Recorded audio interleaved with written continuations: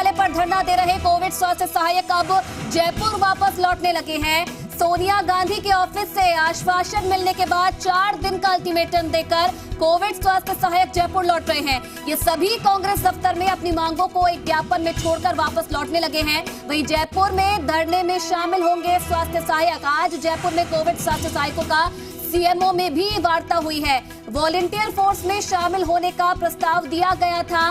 Covid स्वास्थ्य सहायक दल ने प्रस्ताव को साफ साफ मना कर दिया है, जिसके बाद कोविड स्वास्थ्य सहायक वार्ता से बाहर धरना स्थल पर रवाना हो गए हैं। तो सीएचए के आंदोलन से जुड़ा ये बड़ा अपडेट आपको दे दें कि एक धड़ा दिल्ली में प्रदर्शन कर रहा था तो दूसरा जयपुर में प्रदर्शन कर रहा था। दिल्ली में आश्वासन के बाद जो वो प्रदर्शनकारी थे वो अब जयपुर वापस लौटने लगे हैं। और चलिए मनोहर फिलहाल इस खबर पर और ज्यादा जानकारी के लिए जी मीडिया संवाददाता हमारे साथ जुड़ रहे हैं। मनोहर, क्या जानकारी, क्या आश्वासन फिलहाल दिया गया है सोनिया गांधी की तरफ से इन सीएचओ को? आयुषी, देखिए, जो कोविड स्वास्थ्य सहायक यहाँ आज सुबह यहाँ दिल्ली आए थे और 10 जनपद और कांग्रेस मुख्यालय पर धरने पर बैठे थे। उसके बाद सोनिया गांधी के जो पर्सनल सेक्रेटरी है पीपी माधवन, उन्होंने बुलाया, उनसे बात की और सीएमओ में ये संदेश भिजवाया कि यहाँ पर कुछ लोग आए हुए, उनकी बात सुनी जाए। तो उसके बाद लगातार इनकी वार्ता जारी थी। उसके बाद इन लोगों को ये आश्वस्त किया गया कि आपकी मांगे 3 या 4 दिन में मान ली जाएगी। उसके बाद जो है इन्होंने एक लिखित में जो नोट है, जो अल्टीमेटम है, वो अजय माकन की दफ्तर में छोड़कर गए हैं और कहा है कि फिलहाल जो है उनके आश्वासन के बाद हम दिल्ली से वापस जयपुर लौट रहे हैं, लेकिन जयपुर में हमारा धरना जो प्रदर्शन है वो जारी रहेगा।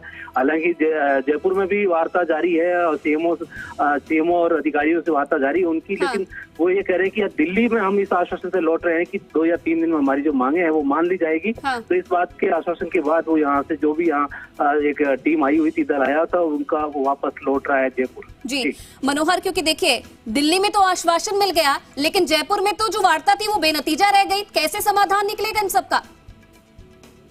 देखिए, यह मसला पूरा पेचीदा है, क्योंकि जो कोविड महामारी के दौरान इनको लिया गया था और जो संविदा और कॉन्ट्रैक्ट बेस पे लिया गया था, तो अब सरकार के गले की हड्डी बन गया। और क्योंकि तादाद भी इतनी है कि सबको समायोजित करना या सबको उसको कंटिन्यू कर पाना सरकार के लिए भी मुश्किल हो रहा है। लेकिन सरकार इसमें कोई रास्ता निकालने का प्रयास जरूर कर रही है।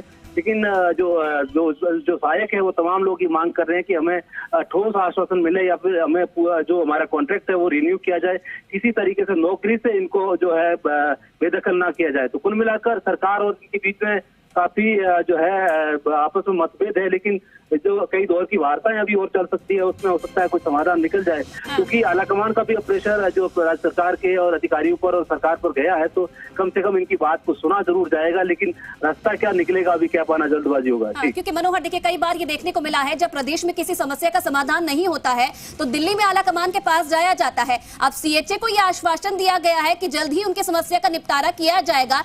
क्या लगता है, क्या वापस से इनकी नौकरी मिल पाएगी?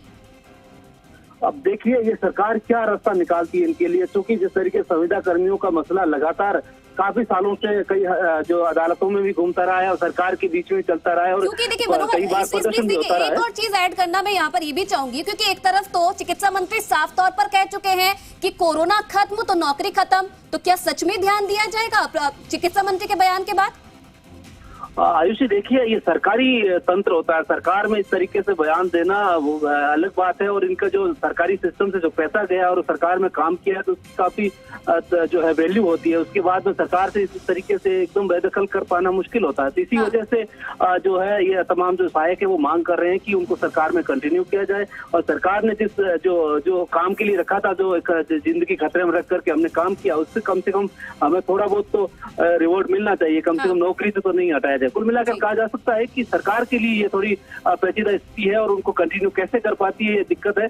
ये वार्ता हो रही है इनके बीच में, वार्ता में कोई समाधान निकल पाए ऐसी उम्मीद की जाती है। चलिए, बहुत धन्यवाद मनोहर विश्नोई तमाम जानकारी देने के लिए आपका। तो देखिए कुल मिलाकर सोनिया गांधी के ऑफिस की तरफ से आश्वासन दिया गया है, लेकिन दूसरी तरफ सीएचए भी आर पार के मूड में है। 4 दिन का अल्टीमेटम भी देकर आए हैं कि अगर इनकी मांगों पर ध्यान नहीं दिया गया तो 4 दिन के बाद वापस से आंदोलन को उग्र रूप दिया जाएगा। हालांकि जयपुर लौट रहे हैं और जयपुर में जो धरना है उसे जारी रखेंगे। जयपुर का अपडेट आपको दे दें कि जयपुर में जो वार्ता चल रही थी वो बेनतीजा रही है।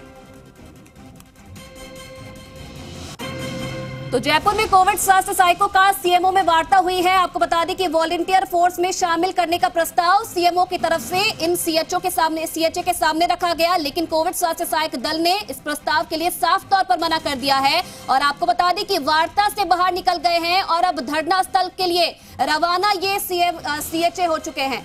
तो कुल मिलाकर जयपुर में जो वार्ता थी वो बेनतीजा रही है और वॉलंटियर फोर्स में शामिल करने का प्रस्ताव सीएमओ की तरफ से रखा गया था इन सीएचए के सामने, लेकिन साफ तौर पर इस प्रस्ताव को मना कर दिया गया है और अब धरना स्थल के लिए जो ये सीएचए हैं वो रवाना हो चुके हैं।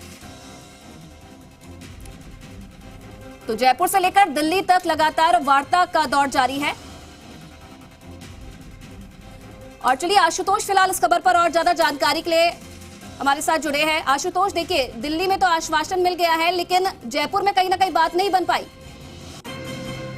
सीएमओ से एक कॉल इनके पास पहुंचा था। इनका जो एक डेलीगेशन था वो सीएमओ पहुंचा सचिवालय में।